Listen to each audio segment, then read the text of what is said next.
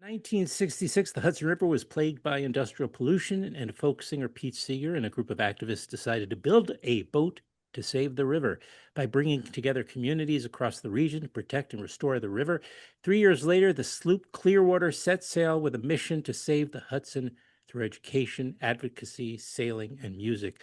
Nearly 6 decades later, Hudson River sloop Clearwater remains resolute in their mission, and to date, more than 500,000 people have had the life-changing experience of sailing aboard the Clearwater. This past Saturday, July 4th, the Clearwater, which was escorting the Portuguese tall ship NRP Sagre, Exactly. Yeah. was removed from the Sail250 parade parade of sail by the U.S. Coast Guard and escorted out of the exclusion zone by the U.S. Coast Guard, U.S. Navy, and NYPD. Clearwater's Captain Rory Kane inquired why and was informed the removal was due to the presence of banners reading Save the Clean Water Act and Indigenous rights, racial justice, climate solutions. In a statement I got from the Coast Guard Public Affairs Specialist Second Class Sydney Phoenix, explained as part of the parade of sail, participants agreed to conditions established by Sail Forth. One of those conditions was not to display political or politically charged messages, statements. The owner of the sloop Clearwater was contacted and requested to remove the message being displayed or to be removed from the parade of sail. They declined to remove it, so the Coast Guard enforced the agreement on behalf of Sail Forth, removing the vessel from the parade. Here with the Clearwater's side of the story is Executive Director David Toman. David, thank you for making time today here. Yeah. Thank you, And Andy, for having me on. I appreciate it. yeah, so um, I think, by the way, and I've talked enough for the day, but the statement released by Clearwater seemed very, very objective, by the way. We appreciate that. And we tried to be as honest and straightforward as we could be. I do want to state that the statement you just read is inaccurate. I was on the vessel. I was there right by our captain, as our captain was speaking with the two Coast Guard vessels, one on either side of the sloop. And note that we were an invited participant. We've been coordinating with them for a year and more to be a part of this event under their invitation. And we were that entire morning, appropriately so. The captain is on the protected channel of all the ships and vessels and coordinators that are managing the parade. There is certainly opportunity at any point in time for a message to have gotten to the captain and or to me to make a call into the Sail 250 coordination people, of which we did on our own accord once the situation took place to ask what was happening. Because at first there was no explanation as to why we were being removed from the parade, and my naive first assumption was they thought we were just a public Mhm. vessel out enjoying the ships and that they needed to get us away from Right. the parade area. And so I'm sitting there like trying to explain to them, hey guys, we're we're in the parade. We're supposed to be there. And they're like, we have been ordered, or you are ordered to, remove yourself from the parade without explanation at first. Then eventually a Coast Guard agent aboard one of those boats shouted to our captain that it was based on the banners that we had flying on the boat. Um, and so our captain very appropriately followed every order of the Coast Guard. There were even times when the Coast Guard, these two vessels that stayed very close in escorting us away, they did not say, hey guys, you got to get out of this parade and over there.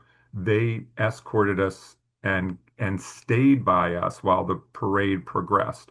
Um, uh, which in my opinion was somewhat extreme, but that's what they did.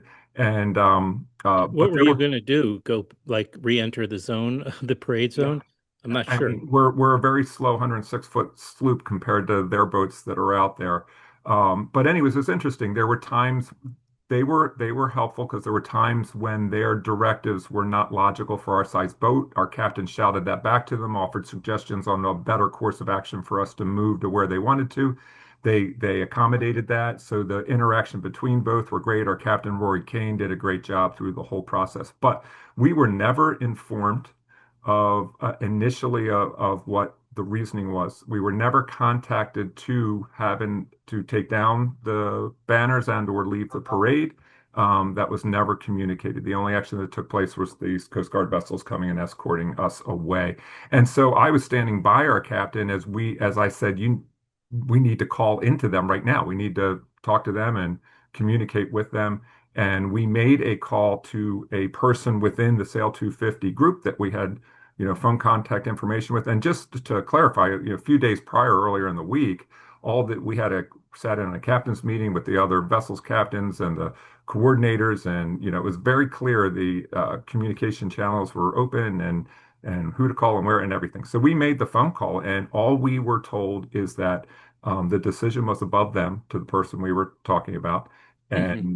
and left it at that, and did not offer an opportunity to change course of action, remove the banners, anything along those lines. Regardless of the interpretation of your messaging on the sales, Yeah. were you informed that political, indeed political messaging was not to was to be excluded?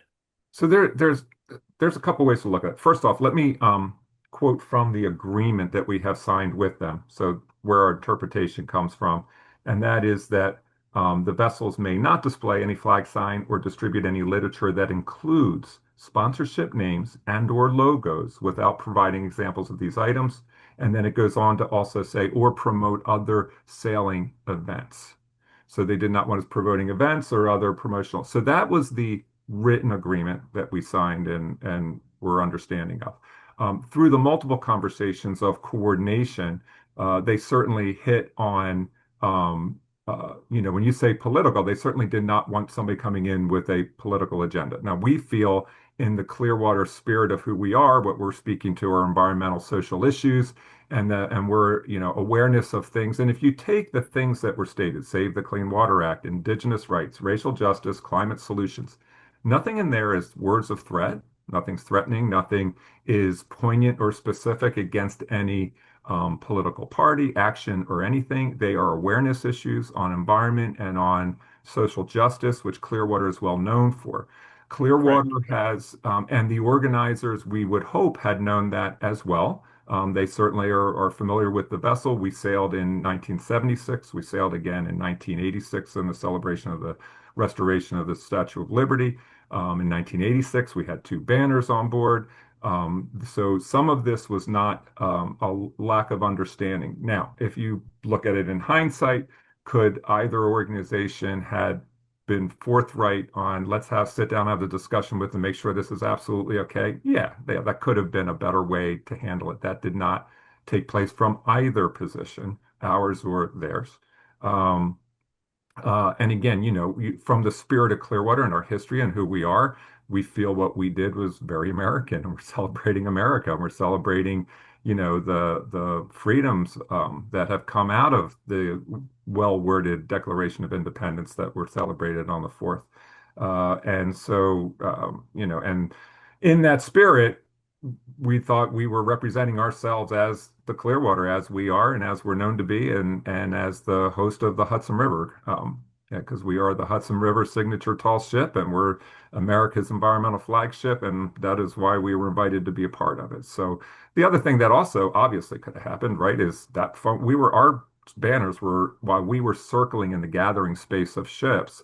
Well, I mean, our banners were up for an hour, hour and a half, and very visible because we had ships cheering us on as they came by us that were in the water and in the parade. It's Um, the you're oppor some popular messaging. the opportunity for the call and a request, or or even a directive that, listen, guys, that's from our understanding, we don't want that, and if you're going to stay in the parade, that needs to come down, or you need to turn out of the parade. None of that ever took place. Well, will allow our listeners to take what they will from this experience. They can draw their own conclusions. But I appreciate your clarifying. Yeah, And just real quick, when the ship Sagre, the NPR, is it NRP yeah. Sagre? Sagre, yes. it obviously continued regardless. It was more of a symbolic act of your escorting Sure. them. Yeah, our escort was absolutely symbolic. It Yeah. wasn't of necessity in any way, and it was just pairing an American vessel with the countries that were coming through. And they were sailing north from down further in New Jersey, Hmm. down Sandy Hook direction. So Oh, I see. they just were on a straight course right into the parade in their alignment. Our job was from this gathering area to meet up with them on their Hmm. starboard side and um, sail through in partnership with them. Now I mean, tell we were flying their flag in appreciation of, the Portuguese vessel. Um, well, speaking with the executive director of Clearwater, David Toman, I appreciate your coming on today and telling us what your what Clearwater experienced on Saturday, July 4th. Now, I know this is rather a striking pivot here, but I understand Clearwater is hosting a very special concert coming up with our friend Jenna Nichols.